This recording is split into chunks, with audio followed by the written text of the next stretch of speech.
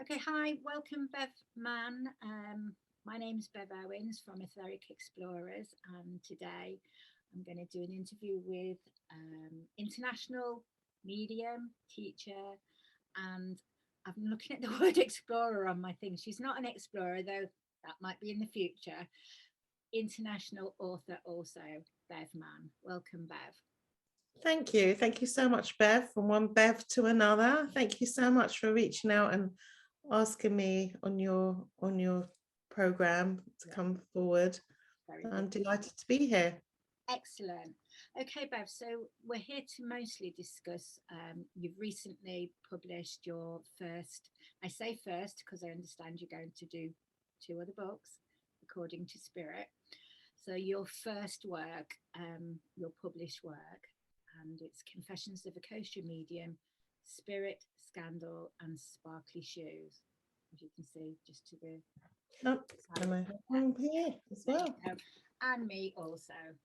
Yay! Oh, I can vouch for your book. Obviously, I've read it. I've read it more than once, actually. Have Um, you? yeah.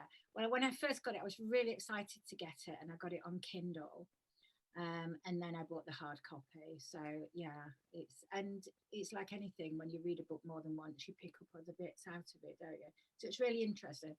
Interesting for me as well because I've met you at Arthur Finley, and I didn't know you were about to publish or do anything like this. We met on a trance mediumship course.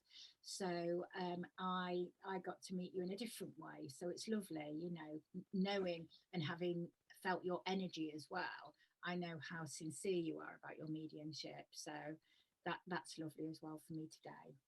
Thank you. Thank you. Um, In actual fact, that when we were on that course, I hadn't actually put pen to paper. I hadn't even started it. It was still literally that little seed that had been sown, but hadn't actually got going on it. So that was really interesting.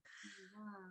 So what was the pivotal moment then that took you to want to be able to put your words to the pen to paper? Well, I was never one to actually really read a book until I got into mediumship. I was always quite slow on picking up and reading a book, let alone writing a book. So, but once I got into my mediumship and spiritualism and reading so many fantastic books from all the pioneers of spiritualism and their journeys, I always found it so fascinating. And we all come from different backgrounds and different different religions, etc. So I just knew in the back of my mind that I needed to write a book. And I was told many years ago that I would write 3 books, which I thought was hilarious. And I was steered towards lovely Linda Dearsley, who wrote all of Doris Stokes's books. So she helped me with this book. And Linda and I met by pure chance. We were just at an event. She was just doing some palmistry and I was doing some mediumship readings. And we ended up we were put next to each other and we got talking and hit it off. And Linda's a great, has so much knowledge about book writing, and we just became friends. And we decided that she was going to help me write this book just to get me sort of on that track, because I'm one of those people, I'm doing this, I'm doing that, and it's like it's no easy feat writing a book and putting it all down in writing exactly what you wanted to say, how you wanted to express it, and being an autobiography, sort of keeping on point as to all my psychic experiences and what actually molded me into the person that I am today, and how kind of like you see, like when I say molded, you do feel like, I don't know if you feel the same, Bev, it's like you're a piece of plasticine, or one of those little dolls that you make out of putty, Yeah. and you grow and you mold in from from one kind of person growing up and along your journey, and we're forever molding and changing. Yeah, I do agree with that. We're constantly evolving and changing shape. We change the way we. Yeah, and that's exactly how spirit is showing it to me now. It's like we're constantly evolving, changing, and stretching ourselves, which is how we should be. So I'm really proud of the fact that I actually did get the book in the bag. And And must have been amazing to have linked with the lady who wrote, Linda Dearsley, who wrote for Doris Stokes, because what an amazing lady she was. I mean, her mediumship was how I first became interested in mediumship, and I think I read something about that in your book as well. This lady was amazing. So it would have been important to you, no doubt, to have connected to somebody that had the same ethos as. yeah, and actually, I don't believe that Doris gets enough credit today, because as she should do, because really Doris was the one that really put spiritualism out there by her books, and how she handled people who were going through the grief, and how she was able to bring comfort to so many people. And yet I don't feel there's enough credit that's given enough to Doris. And when I met Linda, Linda was saying that she wrote all of 7 of Doris's books, and she's actually just written another book about Doris called Voices Everywhere, and that's a lovely book as well. And yeah, so it was a real honor to work alongside Linda, and that she wanted to work with me on this book. And as we worked together and the story evolved, because you think you're going to write an autobiography just about your life, and then you saw when you read the book how all my psychic experiences kind of led up, because I had no idea that I was different growing up. And it's only when you revisit all the different experiences that happen, which I've mentioned in the book, that I wasn't the same as everyone else, that I was a bit different. And I hope the book helps other people who are kind of like having these experiences and don't realize that they have that ability to connect with the spirit world. Yeah. No, I must admit, I wish I'd been able to read something like your journey when I was younger, because I was terrified when I was little. And Yeah, I thought I had witches in my bedroom. I mean, I remember being very, very scared. And for what seemed like quite a long time. And you know, if if you've got people around you that don't understand, um, works like yours out there will definitely help. If their mums and their dads are reading this and they see their children up with night terrors and claiming to have things in their bedroom, maybe they could talk to them about it and explore this with them, because it does, absolutely, Bev. I think. And in fact, I've had a few people who have, prior to the book actually, contacted me because they were worried about their children. Obviously, you can't see anyone under 18 on their own.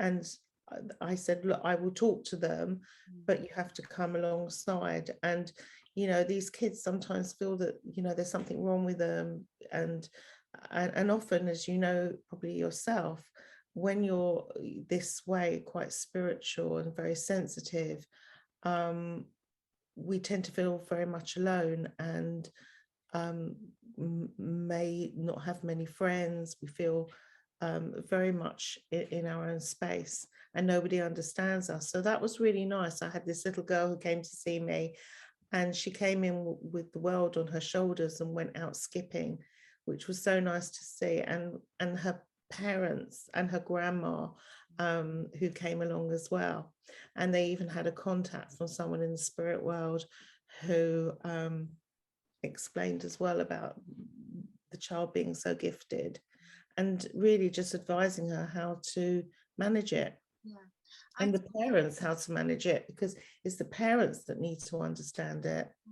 I mean, I long for the day, and I'm sure it'll come one day, when schools become aware of energy and talk about things like this within their curriculum. They're happy to teach standard religious studies, which, you know, again is about another invisible friend. So, you know, why not bring this into the forefront? I'm exactly on the same page as you, because you know, thankfully the schools are now embracing you know, about you know, mental health and meditation and, you know, empathy and from this point of view. And it would be great if they took on board the next step. Yeah, yeah.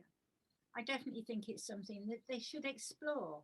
They should look at it, and just because it isn't proved by science to scientific standards at times, you know, microwaves weren't 100 years ago. So, you know, I think children, it may well help. It would definitely help children like you and I when we were little. Um, Absolutely. I mean, we didn't have anything like mindfulness or anything like that at the time, or sitting in our own energy. And that would have been so helpful, wouldn't it, really? a big thing for me, and I only realised in retrospect as once I began to develop and look back, I used to spend a lot of time in tears because I was feeling other people's pain and other people's emotions, and I couldn't understand it as a child, you know. And I was labelled extremely, I was sensitive because I knew what was going on in the background. I could feel the energy. Um, Mm. and that's really important to take a look at our kids when, you know, they are like that. I'm sure you probably felt the same as well. You know, it can feel very, you know, you're sad, but you Absolutely. don't know why you're sad, and that's And hard. growing up as well, you know, when you go out out with people, like you may go out for a coffee or a drink with someone, and you know, you hear people saying as well, they come back absolutely exhausted, sometimes having to put themselves, feeling like they're having to put themselves to bed, is because we've absorbed other people's energy and we're trying that naturally and empathetically to help them, when actually you know, all we're doing is we're not creating our own boundaries. Mhm. And that's another thing that's quite important.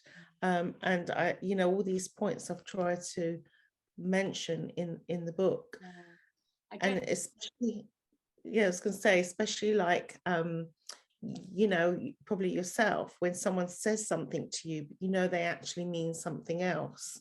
It's really hard because we're intuiting their thoughts and feelings, and what they might say Mm. is different to how you know it to be true. So, and I do think that's you know, I think there are a lot of people that would benefit from knowing how the price of being a medium, the sensitivity that it costs you within your own emotional state as well.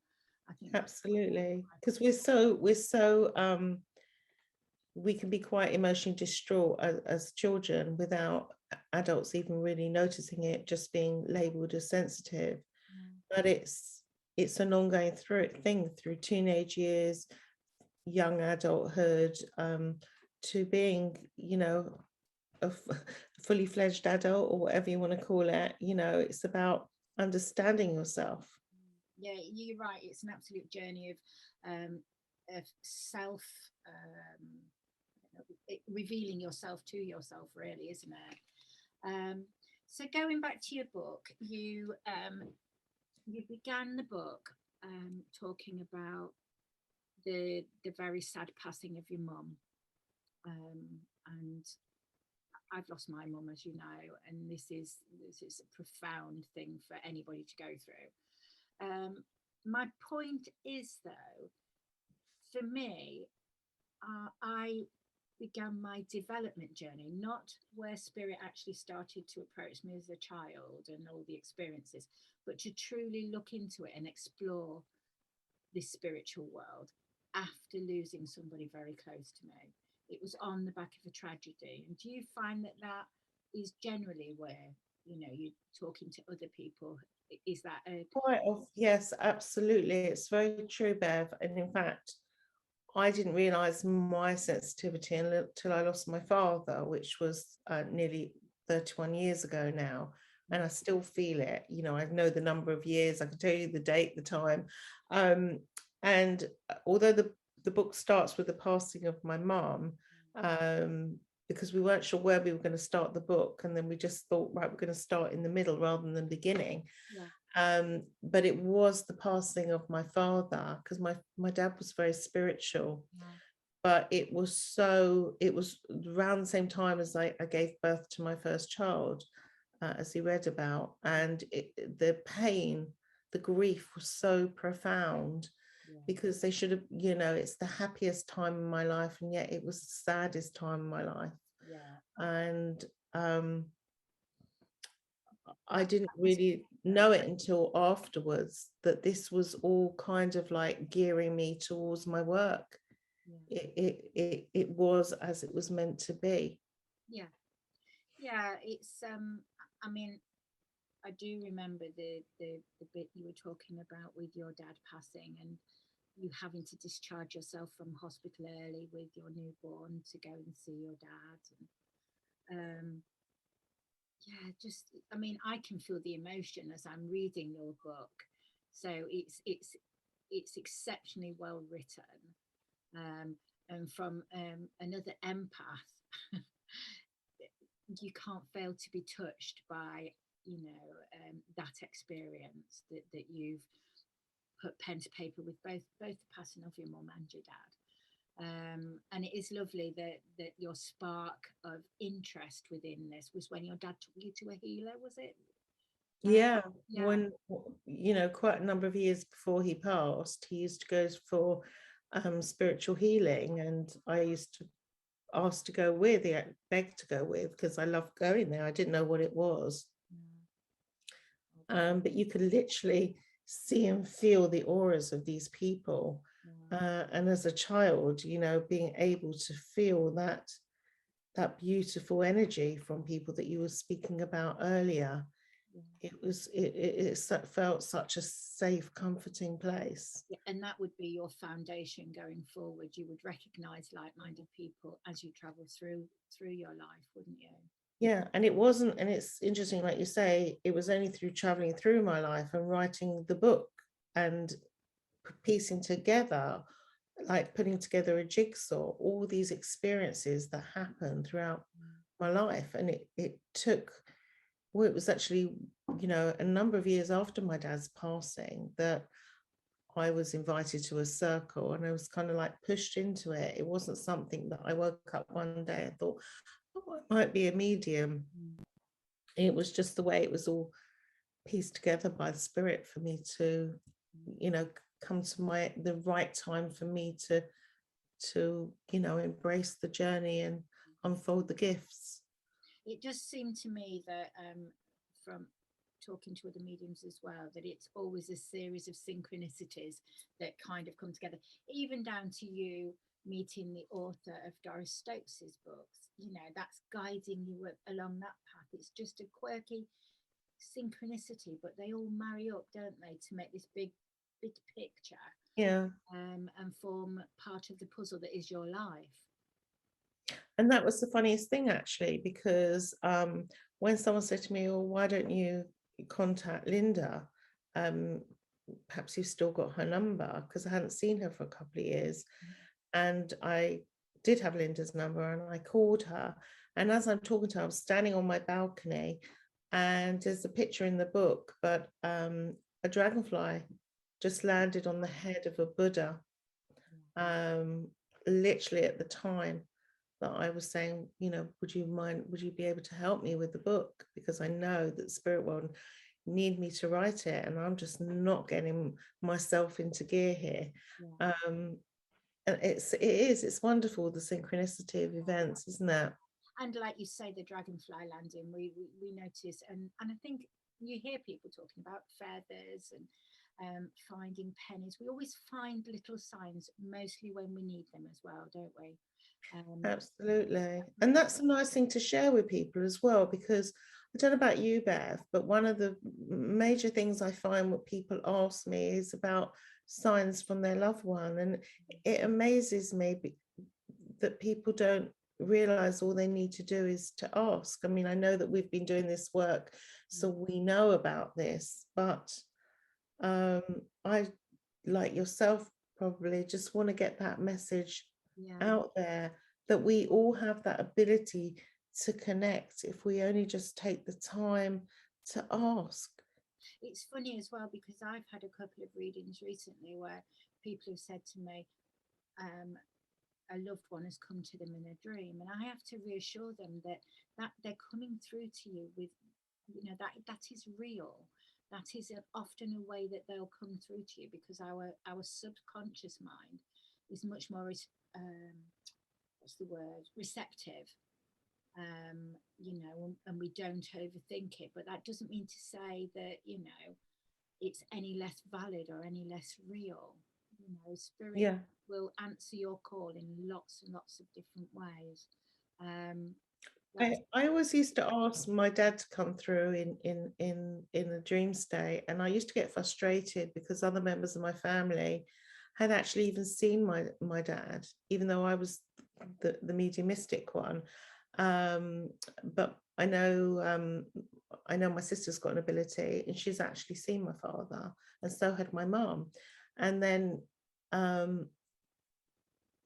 don't want to spoil the end of the book for someone who hasn't read it, but having that dream at the end of my book, I just woke up in floods of tears that morning. And it's amazing how, as well, spirit, I knew they would help me write the book. They would, and I feel sure it's how they would want it.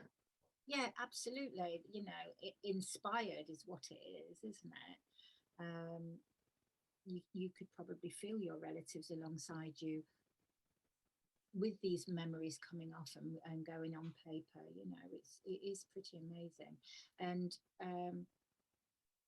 it's a shame when people don't realize that they are missing what they're asking for.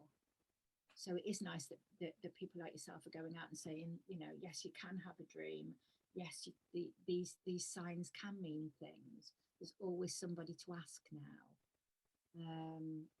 And it's just about a leap of faith, really, isn't it? Yeah, and letting people know that their loved ones are only ever a breath away. Correct. It's just about taking that time to ask, connect, and feel. Yeah. I always, because people like to talk science these days, don't they? They're very scientific and whatnot, but it's a scientific fact that energy can't be created or destroyed. And we're all made Absolutely. up of energy, so it's got to go somewhere, hasn't it? And when you start saying that to people in a more logical way, they're like, oh, well, yeah, maybe you're right. Because everything is energy, even a thought is energy. And so we're going back to about teaching the kids at school about these points that, like you say, everything is energy, but even our thoughts, we create what we think about. Yeah. So all this positive thinking, you are your thoughts, so keep them positive. This would be wonderful if this was more advocated in the schools, because Oh, there's so many negative people out there that, and I mean it with the most respectful way. When I say negative, it's like, oh, this is never going to happen. And we all do it. I know I do it sometimes. I'm sure you do it, but it's about catching yourself doing it and trying to turn that negative thought around to something positive. And it is important. yeah. I think in some ways, being maybe a child in this generation, where there are books out there like The Secret, there are Law of Attractions becoming quite trendy, and words like that is, which is all advocating thoughts becoming things and working with energy. So maybe there are leaps going the right way. It's such a shame if we can't, educate people to realize, like you say, our collective consciousness can make such a difference.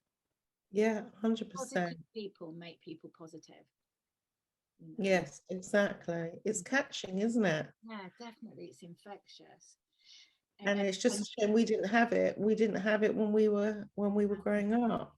but I mean, going back to your book, your byline is Bev Mann, mediumship from the heart. which is lovely. And I know that that was almost gifted to you by somebody, wasn't it? I read in your book it was somebody. Yeah, it was a friend of mine in the States who connected with spirit because we weren't sure which angle we were going to come from. And she said, well, let me sit and channel. And that's what we got from the spirit world, mediumship from the heart. And it stuck with me all those years. And that's how it should be. Yeah, and I think everything should be from the heart, any, because it's about the pure intent and it's coming from the heart. Like healing should be from the heart. And if you're giving healing, then if you have true intent and reason for doing it and it's coming from the heart, then it will work. You don't have to, I always say, you don't have to be a healer. That's another contentious issue, as you probably know. I don't feel we need to have exams to be a healer, as long as your heart is pure. Yeah, it's and have the pure intent. Yeah, 100%. I totally agree with you. And I think you're an excellent advocate for the spirit world, and your book shows that. There are some issues I'd like to talk about, though. The title of your book, Confessions of a Kosher Medium. Now, I'm going to talk to you about your religion, Bev, because I know it's very important to you, and it was very much part of your family growing up, and the traditions that you have within the Jewish community. And I know that you were focused upon teaching your mediumship, and unfortunately, to be able to teach out of certain environments, you weren't able to continue with what your religion. You were going to have to change religions. I personally think this is outrageous, and we should be practicing as non-denominational mediums.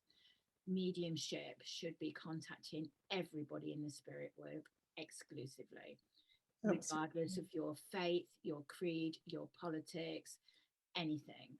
It should be totally open to everybody, and that includes the banner of being taught and learning. So, yeah, I just wanted to put that out there, because I do know that you would have been maybe on a different path with your mediumship, um, but that wasn't an option. Anybody who is wondering what I'm talking about, please read the book; it will become obvious. But both Bev and I met at Arthur Finlay, the College of Psychic Studies in Stansted, which is an amazing place, isn't it, Bev? Absolutely, love it. Energy is wonderful, and the perfect place to go and plug into the mothership of mediumship, I believe. The people who go there are all like-minded, and it's a beautiful, wonderful place. But again, Bev, your religion was very, very important to you, as is mine, and it's a private thing, I believe. I don't believe that you should judge anybody upon their religious beliefs. And for me, it's about spirit, not necessarily. Yeah, I mean, I am Jewish, but I'm not a religious person. It's just that I was born Jewish to a Jewish family. So I recognize the traditional side and the Jewish way of life that I was brought up with. As I say, I'm no way ultra orthodox in any shape or form. So when I started on my journey of mediumship, I was connecting in with the spirit world, and religion was the furthest thing from my mind. I was helping to bring two worlds together, reconnecting people to their loved ones who they thought they would never be able to speak with again. And so I felt that I was the channel, the conduit for the spirit world. So I went to the college many times, and like you, absolutely love the college. A fantastic place to learn. And I was like a sponge when I first went. I just couldn't get enough of it. And I realized actually after a long period of time that I wasn't just going to learn to be the student, I was also, without me realizing it, preparing myself for teaching myself. And I've always been quite a shy person. Anyone who truly knows me will know how shy I am. But it's a passion, anything with mediumship, as you know, Bev, as well. It's such a searing passion that you have no choice but to go ahead and do things. So I feel I was observing a lot, and decided that I started my circle. I was told to start a circle from one of the tutors at the college, and I went on to start running my own workshops over a period of time. And I would have, I felt that there may be, um, a possibility of me working in the college because I loved it so much, and everything it stood for, and the excellence that comes from there. But sadly, because of my religion, it didn't work out. You can't turn your back on something you were born with, and how can you, and why would I want to? But I wouldn't want to exclude people because they thought that they couldn't come and be a part of something that was dependent Yeah, on being religious. I mean, Whatever. you're either an ambassador for the spirit world, or you're not. Yeah, And if someone from the heart wants to be an ambassador for the spirit world, yeah, that is what you are. The religious side shouldn't be in it. In fact, yeah. I would love to see people from all creeds stand up on a platform and speak the wisdom and the words of spirit, or whatever their Yeah. beliefs, and of their family and what they were born into, because the spirit world would use you as a channel, Mm. either for inspirational speaking or trance work. I don't think they really give a stuff, No, I if agree. whether you're Jewish, Hindu, Sikh, Catholic. I think it needs an open mind and an open heart, and that's it. Absolutely. Anyway, going back to what we were talking about, being a kosher medium and the plight of a kosher medium, shall we say, that you've encountered personally. Yeah, because I'm born Jewish, but my principles are also based on spiritualism, the fundamental principles of spiritualism are what I rule my life by. My opinion of religion and your opinion shouldn't really matter, and who we connect to, whether we call it God, divine energy, source, it doesn't matter. It's the intention, like you've said. Yes, it's about connecting the two worlds together Yeah. and bringing healing, because healing isn't just hands-on healing. You can heal through your words, and that's what a medium should be doing, because every time you do a reading, it should be a healing experience for the person who's come to see you. And that should be where the focus is on the heat in it. Have you provided healing, not as to what religion you are? Yeah, heart to heart, totally agree. Um, so something I've come across, obviously we've all suffered with COVID, and particularly in that first year where we were all locked down. I know down in the south you had it, you were, whatever stage was it, stage 4 or something, where you were all locked down for quite a long time. So everybody had to rethink how they were doing readings and connecting. And obviously, Zoom became a big part of people's journey, didn't it, with mediumship and indeed healing. I just want to ask you, my personal opinion is that it I wasn't sure whether you would be able to conduct mediumship and healing effectively in this manner. And I've been totally, my feelings have changed about it. I feel it's as good as, if not better at times. That's Me what too. I feel. Yeah. Me too. I've been blown away, with some of the readings, and I've said to people, it's at the end of the day, I'm inviting them, the person who's coming for the reading, and the spirit world into the room. So I invite them all to join me as if we're literally, as I say, like one big party, one big room with everyone in it, and just open the doors. And quite strangely, I did have one lady who said to me that she still wanted to come to my house and wait to come to my house because she didn't want to open the door in her own home. So she would only, even though they were her loved ones, she was actually nervous to do it in her own home. And you try to explain that it is just purely on a love vibration, and your loved ones protect you, nothing bad's going to happen. But there are still some people who worry about doing it from their own home. I don't know if you found that, Bev. Yeah, it's difficult, and I think people, I mean, a lot of people don't approach a medium until they desperately need reassurance, and they're um, be on the back of a loss or some time down the road. But generally, there's something going on that would, coax them towards a medium. And there is the fear factor there, I think, for people, because it's like anything, it's the fear of the unknown. So this is where Absolutely. mediumship really can help, like mediums like yourself going out there writing books, educating people. Educating sounds patronizing, and I don't mean it to, but just enlightening people that there's nothing special about you or I. It's just that we are able to quieten our minds enough to be able to feel this. And it's I mean, I do believe that there are people that are born with mediumistic skills, but I do think you can develop it as well. And Yes. Well, um, I think sometimes it's a dormant part of the brain that we don't yeah, utilize, that we don't know everything about the brain. We only know about the 8%, don't we? So what about the other 92%? And I always say that.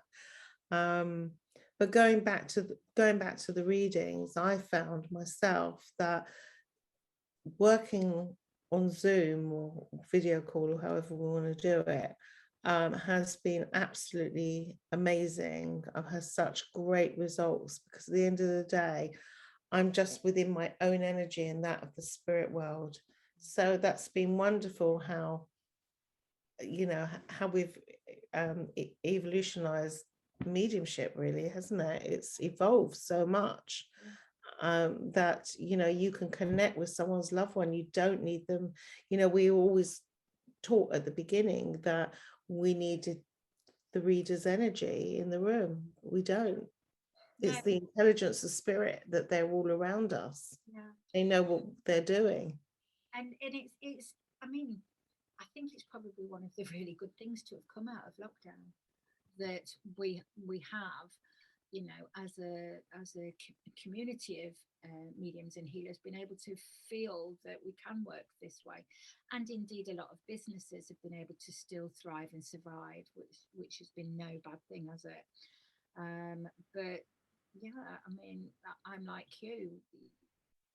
I think if anything, you're more focused, and the energy's just very pure, isn't it? I've had the situations with other mediums who've avoided going on Zoom or video for that very reason, and I've urged them to just give it a go. It's just the next level, isn't it? I think. Mm. Um, There's a lot of people, especially people coming for readings, who don't feel that they're going to get the same success. But this has just shown you that the spirit world will adapt. And I feel that this is the way forward. I mean, I've been doing international readings like this for some time anyway, so it wasn't new to me. But I actually, like I say, I quite like it because it's really like more of an intimate conversation with the spirit world, which I can just relay over the camera. And from people coming for a reading, I've noticed that there's a certain amount of comfort for them being in their own environment. Yes. They feel safer and more, they could have a relative in the room with them, and you know. I think there's definite benefits to it. I'm not saying that in-person readings should stop, because I don't agree they should, but I just think this can make a really big difference, and maybe a difference to people who couldn't necessarily come out to see a medium. Yeah, and the other nice thing that's come about from this is the teaching, the classes, Mm. because before I just had a home circle at home with local people. I mean, I live on the outskirts of London. I'd occasionally have people from Essex or Yeah. from the Bedford area, and they would travel an hour or so. But I've had people in my circle now who are from America or Spain and Holland, or just living in the country, and we can meet. And also it aids the learning, because you're actually practicing with people that don't live on your doorstep, that don't have the same traditional ways. So it's actually more challenging in a learning environment that you can run a circle like this, and you would not normally have that particular teacher or meet another student. And it was fantastic during lockdown, because I've got a circle and they're fantastic. There's people from all over who would not have met in the everyday life. Yeah, I found that it's definitely, it's made the world a lot smaller, and like you say, there are people that you can learn from as well, that you definitely wouldn't have crossed paths with. You've got to look at the positive, haven't you? You've got to look at the positive things that this difficult situation of COVID has brought about. There's a lot of gain as well. Absolutely. Yeah. um so something I wanted to talk about with you, because I'm very interested personally. I know you have links with Salem in America, and you go over to there and do platform mediumship there, and you've got friends there, I believe. Talk to us about that, because I'm just fascinated with the place, and I know, obviously, traditionally the people know about it because of witch trials and things like that.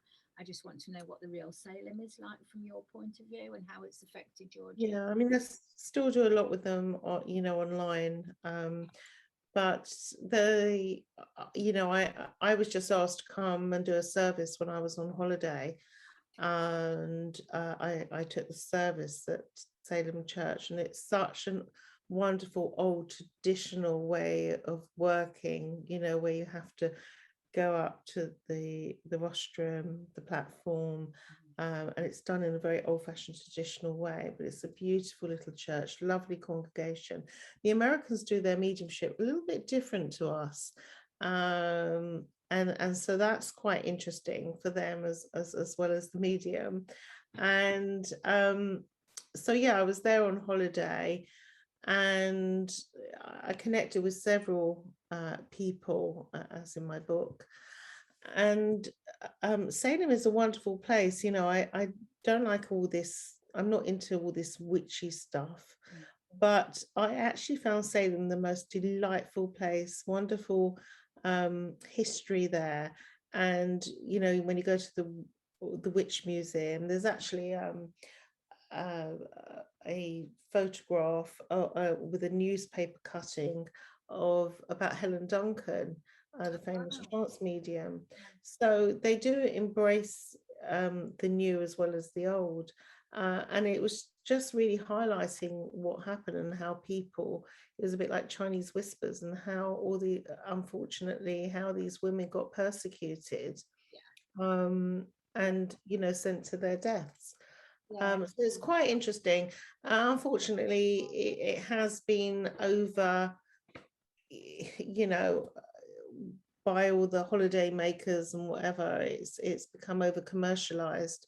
Where you can go through the graveyards and things like that. I mean, everyone's different, whatever floats your boat. I never did anything like that, but it's a lovely spiritual community and lovely shopping area, and they got a model of from Bewitched. What's the name? from I can only think of Samantha. yeah, Elizabeth Montgomery. Yes, that's it. Yeah. So it's a wonderful place. If anyone's got the opportunity to go over to Salem, Yeah. it's fantastic. And I still serve the church online as well. Brilliant. And lovely people. I really enjoyed it. Can't wait to go back. Oh, that'll be a thrill. I must admit, I think, I mean, I'm like you, I don't really hold with all the witch stuff. However, I do think that maybe a lot of these ladies that were purported to be witches were just healers and mediums and, you know, Mm. history. I think they were all accusing each other, and it was just became literally a witch hunt. Yeah. And it was just really awful what happened there.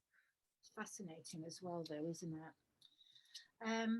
Yes, if you decide to go, just don't go over Halloween because it's crazy. I've got friends there who just want to get out of town. You can't go anywhere over Halloween there. Watching But Hocus it's a really lovely town. It really is. And the town next door is called Beverly. Oh, wow. I like that. Meant to be. So, Bev, in conclusion, we know that you're going to write a further 2 books. One, do you have an idea of what you're going to be writing? And probably should have had this as the first question. What is your biggest takeaway from this book that you've written now? What do you believe is, you want people to read this book? What do you think? I just feel, like I said, it started off for one reason, more of a cathartic exercise about my life, and because I felt that I was quite misunderstood as a person, how people sort of look at you and expect you to be one way, but they don't look at the whole person, the inside of the person, and everyone's had their own individual journey. But what the most I'd like to get out of this book is actually to reach other light workers so people can understand that they should celebrate being different, to recognize their gifts and embrace actually trying to expand them and understand them, but within a safe environment.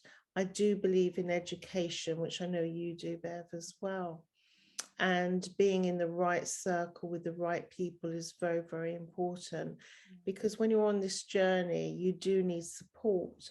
And like growing up, you've got your family who are supportive of you, but they don't really understand your gifts. So it's like I say, this book is more educational. I know a lot of people have really enjoyed it and said they couldn't put it down once they started it. Because actually at the beginning of the book is a lot about me growing up, and looking back on the stories of about Judaism, growing up in a Jewish family. So I don't know how you felt about that. That was interesting because I don't know much about, the religion. However, I felt as though I'd got a seat at your table when I was reading it. So Oh, that's lovely. yeah, no, it's really descriptive, Bev, and not just about the mediumship. You've left quite a glamorous lifestyle, which to anybody who reads the book, well, it's very surprising some of the things you've got to do and the places you've been. I think there's something for everybody in this book. There's something. Yeah, there's a little bit of scandal in there. There's a little bit of funny Sparkle. stories. Yes, sparkly shoes. Yeah. There's a little bit of taking the mickey out of some Yeah. people, that I met along the way. But we all live in the parameters of our own life, and they're just funny stories. They're not meant to poke fun at anyone, really. But this was the world that I lived in, which was quite, a different world. No, I think you've written it really well, and there will be people out there that I myself resonate with a lot of what I read in your book. And I'm sure there'll be people out in the world that will read your book and be like, "Crikey, that's me right now. This is what's going on. I'm not on my own." And that's why books like yours are vital. But it's also a really lovely story, and it's a story about hope and family and love and some tragedy. But you've laid your soul bare, and I, for one, thank you for that. Oh, thank you. Thank you. I just hope and pray that people will take something from the book, whatever that might be, but the mostly is about understanding themselves, facing their truth, looking at the shadows of themselves as well, because we all have shadows as well. None of us are perfect. And I sort of will poke fun at myself as well. So, but I hope most of all that those who don't realize that they are on that spiritual pathway will recognize the signs and do something about it, and get some help. The thing is, as well, once you do realize, it's like a massive light bulb going on, isn't it? And once you've opened that door and you've just peeked through and you start to learn about the spirit world, about energy, anything becomes possible. It's just an amazing. Yeah, you become like a sponge, don't you? And what's the best bit as well was for me as well as finding people from your tribe as well. Finding people. I remember the first time walking through the college at the Arthur Finlay College, and it was like, wow, there's a whole house full of people here who are just like me. I'm not different anymore. I totally agree. I mean, I went on my own the first time and I was terrified. I went on my own too. It's the best way to go. Go on your own, guys. Yeah. And within minutes, you feel like you've just been plugged in.